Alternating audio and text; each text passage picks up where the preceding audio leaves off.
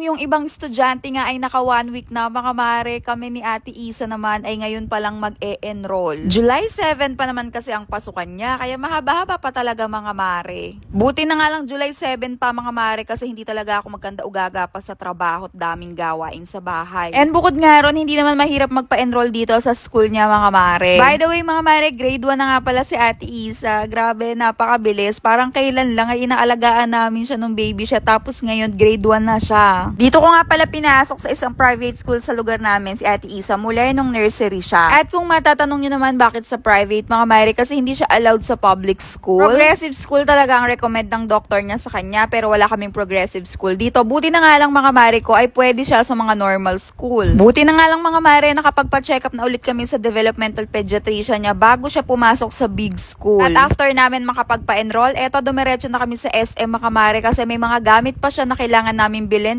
katulad nitong mga shorts niya pampasok or inner, mga underwear, sando, and socks. And din kasi mga mare, yung gusto ko makumpleto sa kanya during pasukan kasi ayoko nang kulang talaga yan. Yung tipong gusto ko isang linggo kompleto mga mare para makasave ako ng laba. Ayoko kasi nung laba ng laba every 3 days. Sa dami kong ginagawa mga mare ko, nahihirapan talaga ako pagka ganun. And nakatipid kami ng bonggang-bongga ngayong school year mga mare kasi hindi na kami bibili ng bag and shoes. Buti na lang si Ate Isa, wala siyang pakialam kung luma ba yung gagamitin niyang bags or shoes. Yun talaga ang advantage mga mare ko pag bumibili ka ng matinong bag or matinong sapatos kasi magagamit mo siya for almost 2 years or 3 years. At dito rin kami namimili sa SM mga mare ko ng mga medyas niya and panty para nang sa ganun magamit din namin the whole year. Mas magagastusan kasi mga mare ko if kalagitnaan ng taon masisira yung medyas, masisira yung short, tapos bibili na naman. For me mga mare, mas magastos yun. Kaya bago magpasukan talaga mga mare, hanggat maaari pinaglalaanan talaga namin ng budget lahat ng gamit niya. At dito ko na nga rin tinuturo kay Ate Isa ang concept ng hindi bibili hanggat hindi naman importante or hindi namin kailangan. Tulad ng mga tong pinagkukuha niya mga mare. So meron naman mga mare ko akong nabiling mga mura niyan. Hindi na kami bumili dito sa mall kasi mahal. Pinaliwanag ko sa kanya na ibibili ko siya pero hindi dito kasi mahal nga dito sa lugar na to pag dito kami bumili, and sa online mas mura. Pagka mga ganung mga bagay mga mare ko, sa mura lang talaga ako bumibili kasi Diyos ko isang araw pa lang nawawala agad. And sa school supplies naman mga mare ko, wala rin naman din akong problema kasi meron naman siya mga mima na notebook na provided ng school, and pencil, tapos art materials na lang naman na provided naman mga mare ko nung pinagtatrabahuhan ng hobby ko. So magaan mga mare ko ang school year na to, talagang less gastos. Binilan ko na lang din siya ng sarili niyang suklay sa school mga mare para yan yung gagamitin niya if ever magulo na yung hair niya. In total nito mga mare ko, nung nagbayad ako ay naka 1,700 lang tayo. At isang nanay na naman po mga mare ko ang nalagasan pero masaya.